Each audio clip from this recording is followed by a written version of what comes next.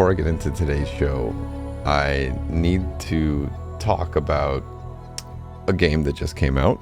It was a re-release of a very popular game for one way or another.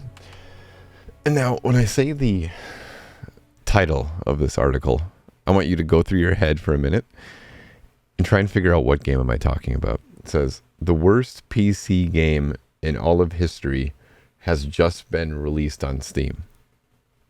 Got some ideas. You know, some of you might be thinking it's probably one of those educational games, some crocodile trying to solve math type thing, right?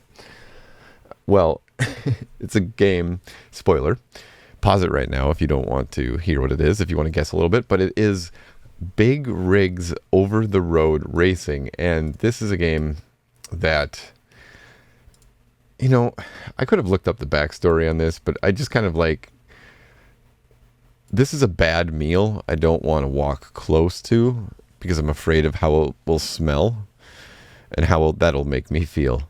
And that's like, I'm like that with information right now for this. Stay with me here. So it's a PS1 looking semi-racing game. The trailer for it, I don't know if it was cut specifically for Steam, but it seems to be in on the joke that the game is terrible. This is famously really bad. I'm going to read a bit more about what some critics had to say, but it has mostly positive ratings on Steam right now with 214. Some popular user-defined tags. Remember, this is just a semi-racing game. That's all. You just race semis, point A to point B, against other semis or big rigs, if you will. It says, it's these user-defined tags are psychological horror, racing, of course, memes, and hentai. For those of you who don't know what hentai is, Google it. Mom, do that one. Google hentai, hentai. See what it is. I'm gonna hear that from Mama Stolic.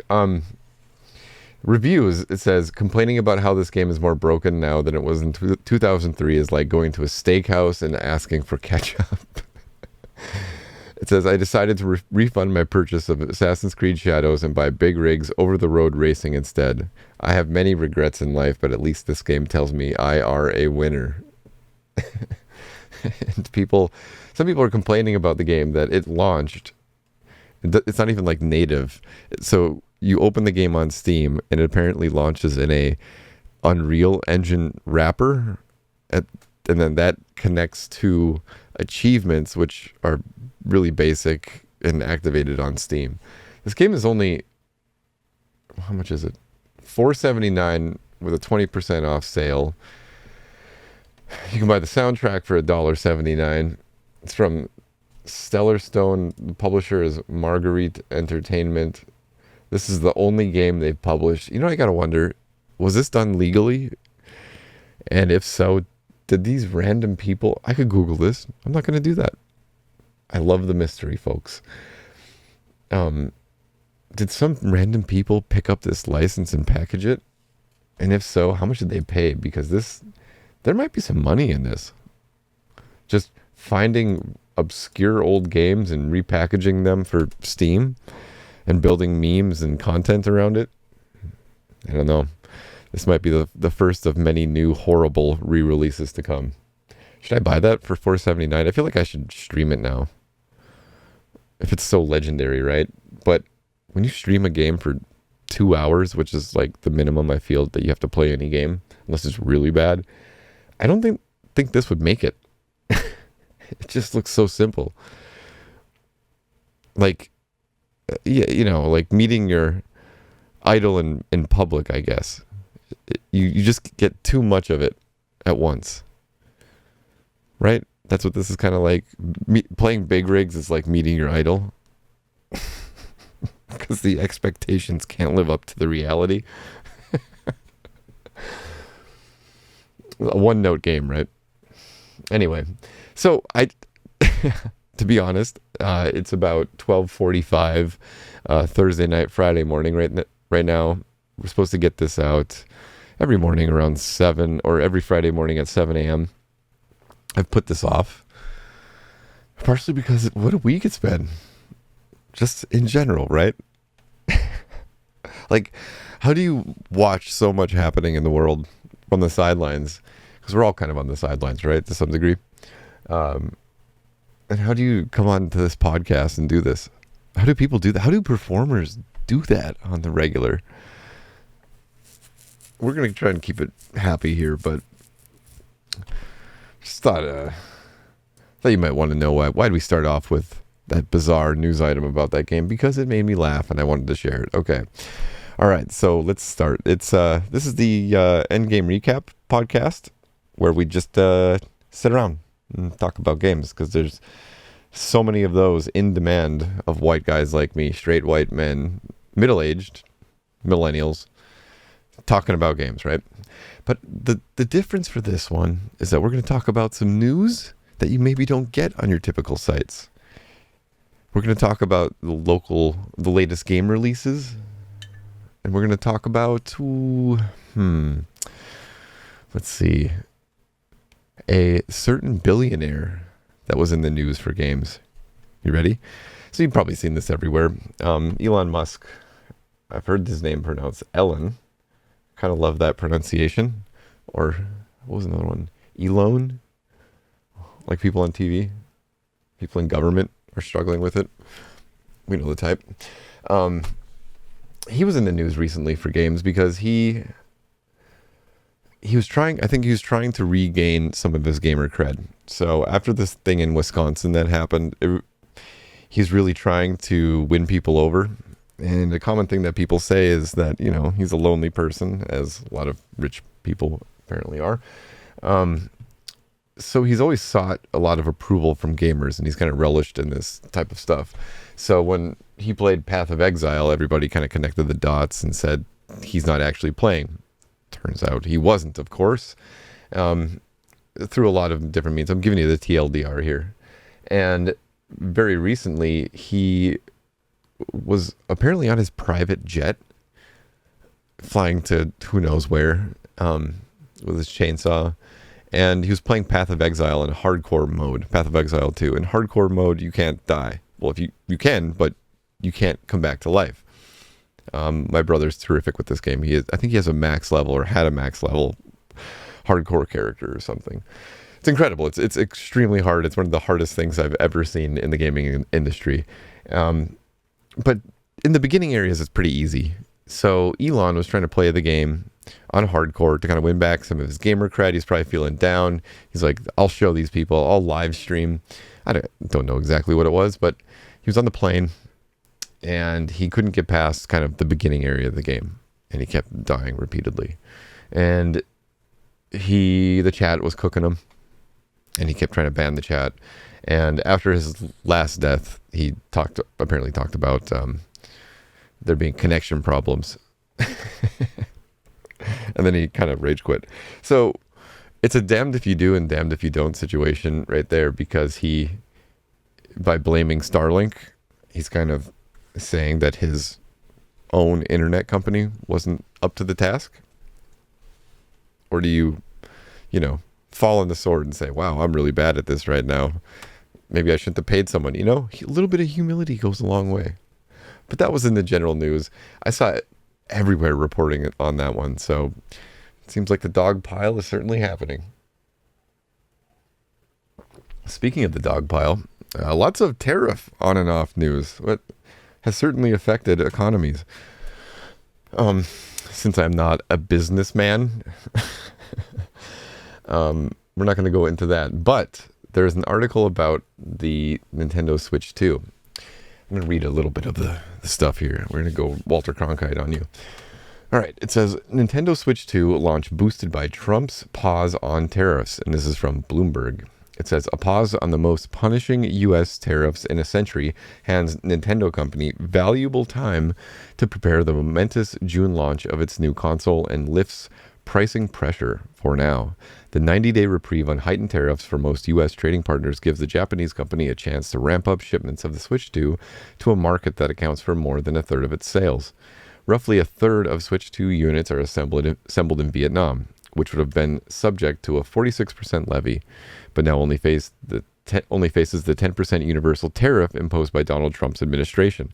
Nintendo can focus all that production on the U.S. and stock up as many units as possible over the next 3 months.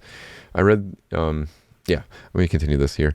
U.S. levies on imports from China were hiked to 125% as part of Trump's Wednesday reversal of country-specific tariffs for most other nations.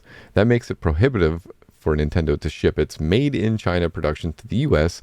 and also poses a challenge for its competitors. And they continue here, we believe the Switch 2's bill of materials is around $400, meaning Nintendo would still be selling consoles at a loss in the US with a 10% tariff. But the loss would be something Nintendo would be able to absorb, said Hideki Yasuda of Toyo Securities. Sony is in a tougher situation as most of its PlayStation production is in China, and it may be forced to hike PS5 prices in the US in the near future. So think about that a little bit. If a lot of Nintendo materials are not coming out of China, if people who want to buy a PS5, will they go to an alternative? Are people going to be selling theirs, flipping them? I don't know. It just goes to show you how tariffs and international trade can completely change like a console generation or economy. Imagine if this stayed for 5 years or so and Sony wasn't able to switch over and Nintendo just would dominate the market. And I don't know if Xbox and all that stuff too, but it's interesting to see. So a lot of people aren't talking about the cultural side of these tariffs and how that affects gaming. So just think about it, people. Think about it. Another one on Nintendo here. It says, Nintendo reaffirms its stance on AI use in video game development. This is over at GameRanks. And the article says, thankfully, according to Nintendo of America President Doug Bowser during a chat with CNBC, the Big N will always value, quote, the human touch over anything a computer can attempt to generate. If developers choose to use AI, and it is a discussion right now at Nintendo, it's not the only method of developing games. We still believe that what makes our games special is our developers, their artistic capabilities, their insight into how people play.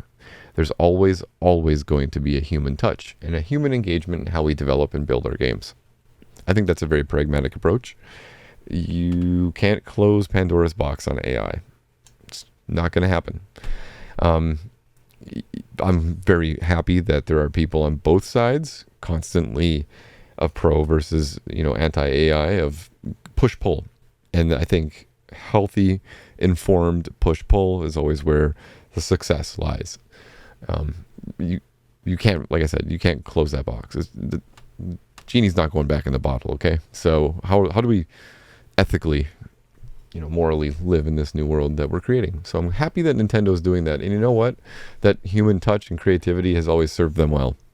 So when people said that Nintendo was down and out, and when they should get out of the console business and sell to another company, they said, no thanks. And we still have Nintendo today, and they're crushing it. So let's go in here. Oh, I wanted to talk a bit about the new games that came out this week or are coming out. So South of Midnight came out. That's on Xbox Series X, and it's on Game Pass as well. I'm going to be playing that tomorrow and this weekend. It's Deep South, very straightforward storytelling game, and it got an 8.5 at Game Informer. Ooh. Tiny Garden is out on Switch and PC. If you're one of those cozy type of gamers, that's what you want to play. Blueprints, a puzzle game that a lot of people are saying is the best game of the year, is coming out, and that's on all the platforms except Switch. That looks good. I don't know if I'm going to play it, though. It looks like it's a lot of puzzles. And that's always the part of games I don't like an action game or Zelda or Resident Evil. But if you're playing it, can you please let me know if you like it? Can you tell me about it? Give me little hints. I heard a lot of people refuse to share anything about this game. But tell me, please. Monaco 2 is coming out this week. Can't wait for that one. I think that's tomorrow. It was today. Yesterday. It's a 4-player game. Top-down, isometric perspective. You're doing a heist. Everybody's got abilities. One of those things. There was this other one, Star Overdrive. There's another game coming out this week that I can't remember now. It was like a space, like Sea of Thieves in space. Not Void Crew, but something else. Anyway, that's it. Slow week. Except indies. There's always lots of indies. I could go deep into indies every week, but that'll be a separate podcast. Next week, the Forever Skies. That's it. So next week, April 14th to 20th, you get this game called Forever Skies. That's the one. That looks pretty cool. It's been in early access for a while, but it looks like it's going to get 1.0. Monument Valley 1 and 2 are coming to lots of different platforms. Very artistic puzzle game. A lot of people like them. They've been out for years. Indiana Jones and the Great Circle, a Bethesda game owned by Microsoft, is coming out on PS5. I still have to hit the Xbox One. I hear lots of great things. You know what it is? It's always these games that I'm really excited for, or these pieces of media that I don't want to enjoy unless I'm sitting in that perfect mood, that perfect environment, so I can get locked down and immersed for like 4 to 8 hours, solid, uninterrupted, because I'm not respecting that art unless I set aside the perfect time. I know, that's weird. The big one that I'm excited for this month is coming out next week, and it's called Lush Foil Photography Sim. And I think this is a solo developer game, but it's like walking through the wilderness with a camera and taking pictures. And I know that sounds stupid, but it's a very beautiful art style. The game developer seems like they're a nature or wildlife photographer, and I think that's coming from Annapurna. I think it's one of their first games now, since a lot of people left the company. So a lot is probably riding on that one. Good luck to everyone. I'm excited. I can't really go in nature because of my allergies. So I'm going to live through that game. All right, back to some of the other news. There's a lot. I'm being really quiet right now because my wife is in the other room, half asleep with some noise canceling headphones. I did this too late. I usually do it during the day when she's gone, but I just wasn't feeling it. There's too much happening all around. So here we are. We're getting the cozy version of this one. Thanks for sticking by me. Oh, I thought this was funny. Here's one I wanted to share with you all. Have you ever tried to explain games to someone who wasn't a gamer, and you start realizing that there's a lot of things that we take for granted? Like, our brain connects something ridiculous in a game because we have to do it. We've learned this type of behavior, like checking every door. Like the type of thing where if a normal person walks by you in, like, just in passing, and they see you playing a video game, and Jonathan Blow always explained this well, and I've quoted him so many times, but it's like, you look at Mario, and if someone doesn't know the mechanics of Mario, they don't know they're supposed to jump on a Goomba. They don't know that they won't die if they do that, or they won't die if they jump on a Koopa Troopa. But you put 2 and 2 together after a while, like, you're this guy that can jump high. What if I jump on that thing? And it's a process. It's elimination, right? But we all have these understandings. So Mario can jump on things, check every door, hit walls, because they might be fake walls in a From Software game. Lots of different things, right?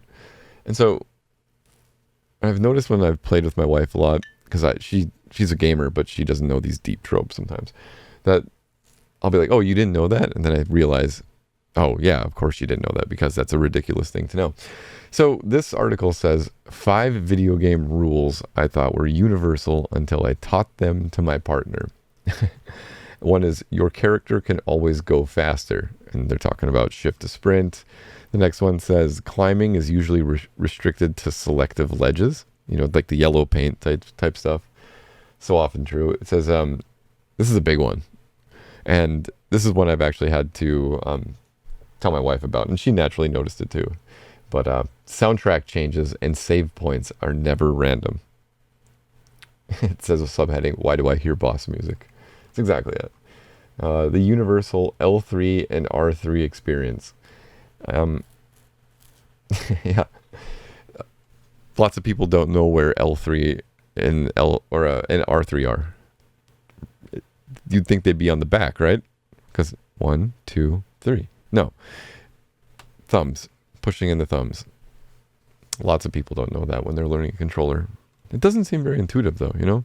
And I never got that, because you want me to push this in and still use it? Like, the amount of pressure that I use to move the controller around in every direction is very different than if I pushed it in. Am I old? Am I too picky? I don't know. And the other one says, your map is always talking to you, but you have to know to look. So true. But you know what? Maps suck in video games. You either get the big overlay like Path of Exile 2 and Diablo that takes up your whole screen, or you get the tiny thing in the corner. And do you want to know why that's terrible? Because my eye has to keep looking over, back and forth, and it gets exhausting, and I don't concentrate on this world that they have built. One day I hope we get rid of the map for some types of games. And the other thing too is my wife, she's low vision, so she actually has to use smaller monitors for some games that have things in the corner of the screen, because if she sat in front of a 75-inch TV and had to look at the map a lot, she would have to physically move her body every which way, be doing squats while trying to do all that stuff. So it's hard for her to play a game that requires a lot of map reading. So developers, come on, man. It's got to be easy, right? I'm going to be one of those gaming critics. Video games are easy. Listen to my opinion. I've never had to work on them at all. I can tell you exactly how difficult it is to make video games from afar, because they don't have what I want. So obviously I have the solution. Okay. This is a cool article. I thought it was pretty poignant, the way that they put things. Final Fantasy VII came out years ago, and then for the PS1, I think it was 5 discs or 3 discs or something. Huge. I think some of the development team or one of the artists was going through the loss of his mother or a family member, if I remember correctly, and so he put that mood into this whole game, and it's a silly game of like characters with big swords and people with guns on their arms, but there's some really poignant lines and poignant story turns, let's just say. So it's revered as one of the greatest games of all time. So when Square Enix was remaking it, there was a lot of pressure on them and expectations, and so they found a way to. I haven't finished it yet. I played a lot of the beginning, and then I never came back to it. I know, shame on me. But I know about this story element. So the two games are kind of related. But let me just read this article really quick, and he goes over it better. And I highly recommend checking this out. It's at inverse.com, and it's by Hayes Madsen. So well done, Hayes. Title says, 5 years later, Final Fantasy VII Remake feels more important than ever. Hey, look at that. We can all go back and play it if we haven't yet. One of those hypothetical questions you hear a lot is, if you could play any video game for the first time again, what would it be? It's fun to think about what experiences have felt so enthralling that you'd love to relive them all over. I'd usually put forward something from my childhood that felt like it defined my life or taste in entertainment in some way. But 5 years ago, my answer to that question drastically changed with the release of Final Fantasy VII Remake. Never in my life had I played a game that gave me the exact feeling of bright-eyed wonder I had playing massive RPGs as a child. Square Enix completely flipped the script on the very idea of what a video game remake means, and I'll never forget the feeling I had playing through Final Fantasy VII Remake. And this is the article continuing. The ghostly whispers affect canonical events, forcing the narrative to bend back into its original positions as it starts to deviate, like a ghostly hand of the developers playing with a toy box of Final Fantasy VII.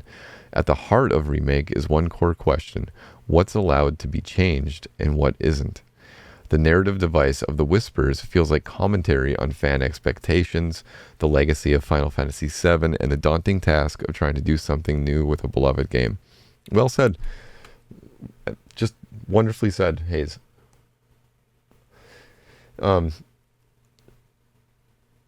It's a very,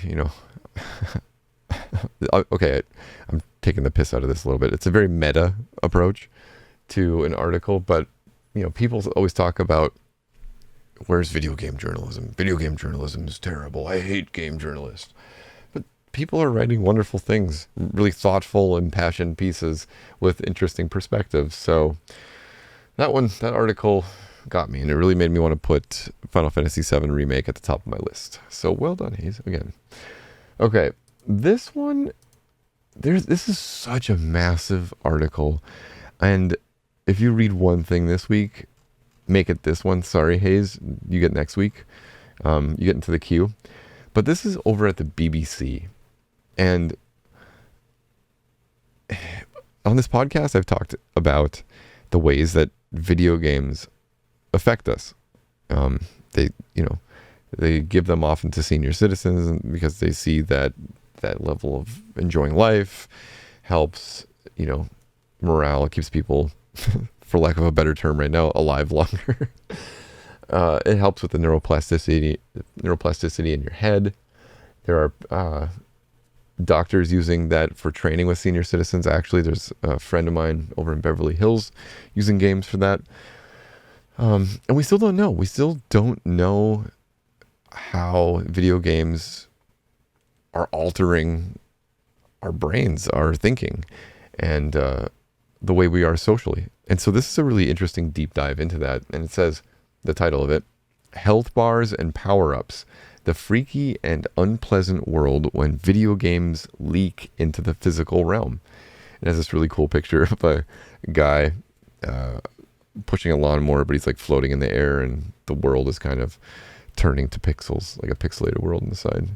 And again, it's at the BBC, and it's by Josh Sims. This is a fantastic piece. So let me read a few bits of it. I don't want to spoil kind of like the setup for this. These brainy types of articles stress me out because I'm worried that if I like try and encapsulate it or give you the TLDR, I'll miss some key piece that someone's going to catch me on. I'll trip over a word, whatever. So anyway, buckle up here. Here we go. Christian Dine's hands were twitching as though he were still gripping his video game controller, about to make a killer move. But the game was switched off and his hands were free. The US-based sustainability advisor had also noticed how when he glanced at objects in his room, he felt an urge to absorb or collect them, like weapons or power-ups in his game. He swallowed hard, thought, what the hell is this? It was something I've never experienced before as a gamer. After a week of playing the same game, maybe 2 or 3 hours a day, Dine's virtual experience was spilling over disturbingly into reality. It only lasted a couple of days, but the effect was disorienting. It's unnerving to be distracted in some way by a screen when you're no longer in front of it. Dines had, it seems, experienced something called, let's get this, game transfer phenomenon, a condition in which the physical world and video games bleed together. While this might not be very common for gamers who experience it, the condition can be extremely unsettling and potentially even dangerous. It continues. This is mind-blowing stuff. The term game transfer phenomenon, or GTP, was first coined by Angelica Ortiz de Gortari, a psychologist at the University of Bergen in Norway. She first proposed the concept a decade ago while working on her doctoral thesis under the supervision of Mark Griffiths, head of Nottingham Trent University. So yeah, you got it. It says she was motivated by her own experience of GTP. One day, she was walking around her local supermarket and realized that she was imagining peering at products on the shelves through a rifle scope. And the article goes into that. And this phenomenon and the other effects of video games on the brain. I highly recommend going and reading this thing. It's a bit long, but it's worth your time if you care about the bigger picture aspect. And why don't you? Shame on you. Shame on you. So, okay. Leading up to the Minecraft movie, clips went out. Everyone was doom and glooming it. They're saying this is going to be the biggest failure of the year.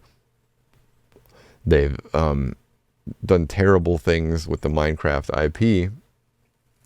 Now let's transition into this headline. A Minecraft movie is already one of the top 5 highest grossing video game films ever.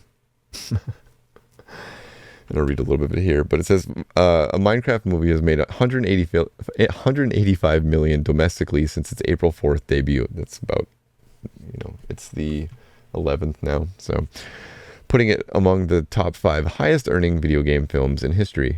Expected to top the domestic charts for the second weekend running, a Minecraft movie is on track to jump from 4th to 2nd on the all-time list, passing Sonic Hedgehog 2, 190 million, and Sonic the Hedgehog 3, 236 million. The film is also the 10th highest grossing video game adaptation ever worldwide, making 336.1 million at the time of writing. A Minecraft movie's domestic opening not only put it among the most commercially successful video game movies ever, but also surpassed Barbie, the highest grossing film in Warner Brothers history, exceeding all expectations. The film's opening weekend return is the highest of 2025 so far. Additionally, the live-action blockbuster has set box office records for its 3 leading stars, despite not being in cinemas for so long. I did see one thing that's happening. Apparently during the scene in the movie, there's this like chicken jousting scene, and Jack Black says like chicken joust or something, and everyone in the audience throws their popcorn everywhere. And this is becoming like a trend that people are doing. So theaters are telling people, are putting up signs and saying you will be escorted out and banned forever, all that types of stuff. And then people are saying, why are you doing that? We were having fun. We're creating jobs anyway. Don't be one of those people. Don't throw your popcorn around. Respect the place. Come on. I'm saying I'm too much again. Sorry, Colette. Sorry, wife. This one, there's a lot of people that sent me this one. It says Star Citizen raises over 800 million, may become the world's first $1 billion video game. And this game has been in development for a long time. People have been paying for ships in the game and different types of things. It's not done. It says announced in 2012. So it's 13 years in development, $800 million. A lot of people say it's a scam. Lots of articles. I'm not sure about that. I don't want to slander anybody, but it just seems like a lot of money being spent on a game that's not yet done and may never be done, or in a stable state for lots of different users. So I don't know. It certainly invokes feelings and discussions in the gaming industry. I'll say that. Now, here we go, another one. Just drink every time. Do a shot every time I say this week. Are you looking at your stock portfolio and listening to this? You're going to need that drink. Oh, boy. What else do you do but laugh? Oh, all right. Got a couple more here for you. This one says, Ubisoft says you cannot complain it shut down the crew because you never actually owned it and you weren't deceived by the lack of an offline version to access a decade-old discontinued video game. This is a new thing that's been happening lately, and I think it's a good discussion that's going on. So as someone who worked at a video game platform, what they're saying here, what Ubisoft is saying, isn't actually wrong. You don't own the digital games that you buy. You own a license to play them on that platform. It's a challenging thing to communicate to the public, and it's something that has been kind of enshrined or something that's been relevant for a long time, but it's just that people didn't talk about it. people are going to start talking about it more if platforms ever go down. Now, Steam has said that if they ever, quit as a company, they're going to make all their, all the games you bought, you're going to be able to play them without connecting to their server. So this one, The Crew, they shut down the server for the game. So if you still have the disc in your hand and you put it in your Xbox or whatever, as far as I can tell, what this means is you can't play that game anymore. That is just a dead disc. And that brings up discussions of game preservation. And it brings discussions of, should game companies be allowed to do this? And Ubisoft basically argues, we clearly told people, we did all the homework we were supposed to do to put ourselves into a position of shutting this down. And people are like, yeah, but that's still not good enough. And so, Ubisoft's technically not wrong, but the way they're communicating it, maybe things could be done a little bit differently. I'm not going to say I could have done better, but looking from the outside, I just wonder what kind of motivated people to say it that way. And here, what we'll do is we'll tackle this a little differently than we do a lot of news items. We're going to go into the article a little bit, and we're going to have a little solution for them at the end. So the article at the end of it, but after explaining all that I just went through, it says, it's worth explicitly noting that this case is unrelated to the ongoing Stop Killing Games campaign, a broader consumer rights effort inspired by the Crew's shutdown. That group is attempting to create laws that would force publishers to patch otherwise online-only games so that end users could continue playing them after they're no longer being supported, whether through offline modes or support for custom servers. The movement has inspired Ubisoft to add offline modes to the Crew and the Crew 2 and the Crew Motorfest, but not the now dead original that spawned all this kerfuffle in the first place. So, one thing that, if I could, lend me your ear for a minute, Ubisoft. All right, let's get some tea. So, gamers hate you right now, bro. Gamers do not like you, man. They don't. You could put out the best, most thoughtful game of the year, and people would still not like you. They'd pick it apart. This is the come to Jesus moment a little bit. Don't put something telling gamers they cannot complain into a legal document. Don't say that. Don't say that. What you can do is put your time and effort and words towards positive things. So if there's this Stop Killing Games campaign, flip the script. Get involved. Become an ally of gamers. Show up. Show up to people. Talk to people about it. Talk to people about game preservation. Or do more stuff about it. I don't know. But, buddy, work with them, okay? That's it. Got lots of other ideas, but you got to pay me. I am not cheap, okay? Ubisoft, I know you got money. I'm not going to be cheap for you. If anyone knows anybody at Ubisoft that wants some comms help or some creative ideas, send them my way. I can't even say that without laughing. I'm not cheap. Well, was I going to do this one last? Yeah, okay. I had this whole article I was going to talk to you guys about. It's really boring now that I think about it. It says Game Changer, the evolution of video games payments infrastructure.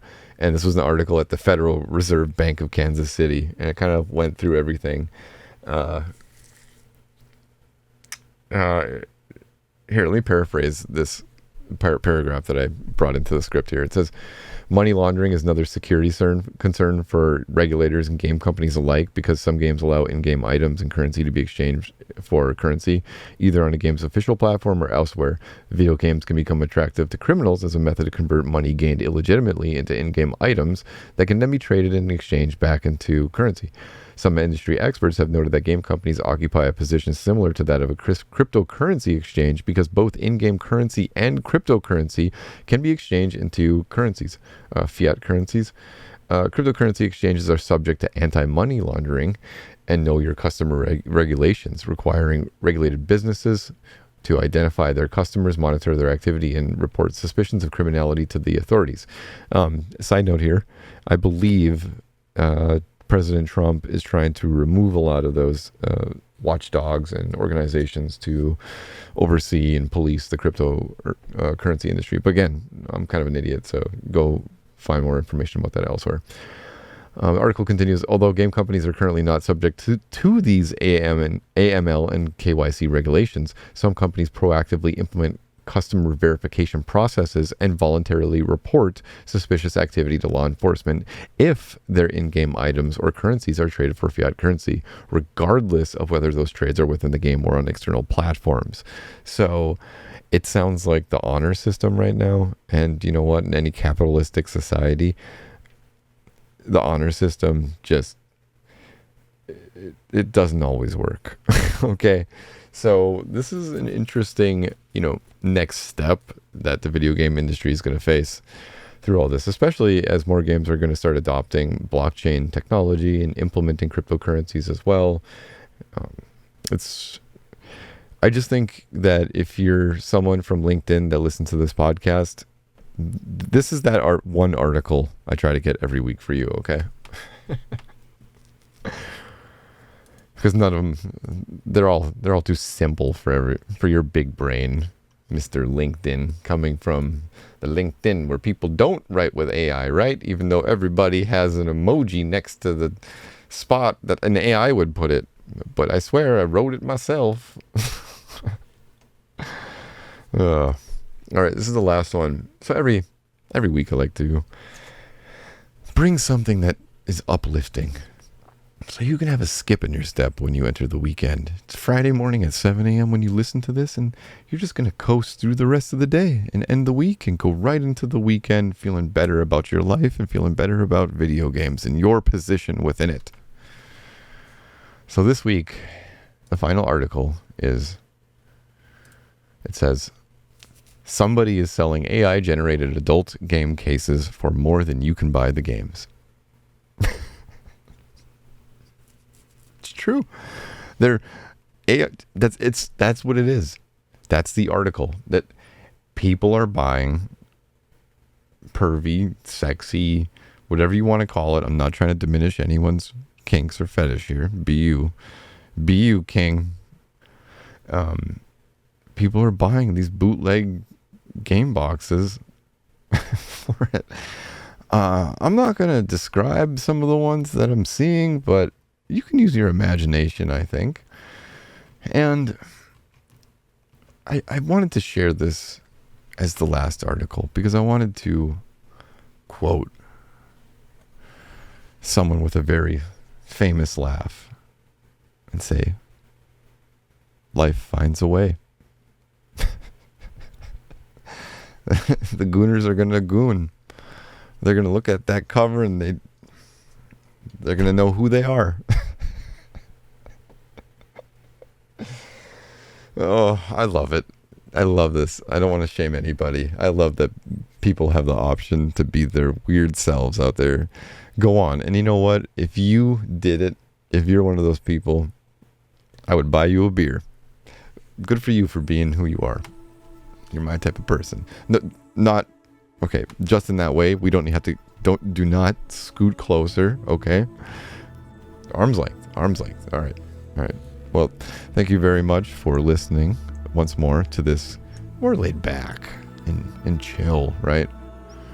Chill episode of Endgame remap. Let me know what you think of this one. If you want more of these, or if you prefer the energetic daytime version, or you want both. We can do both. Whatever. It's up to you. All right, everybody. Thank you so much. I'll see you later.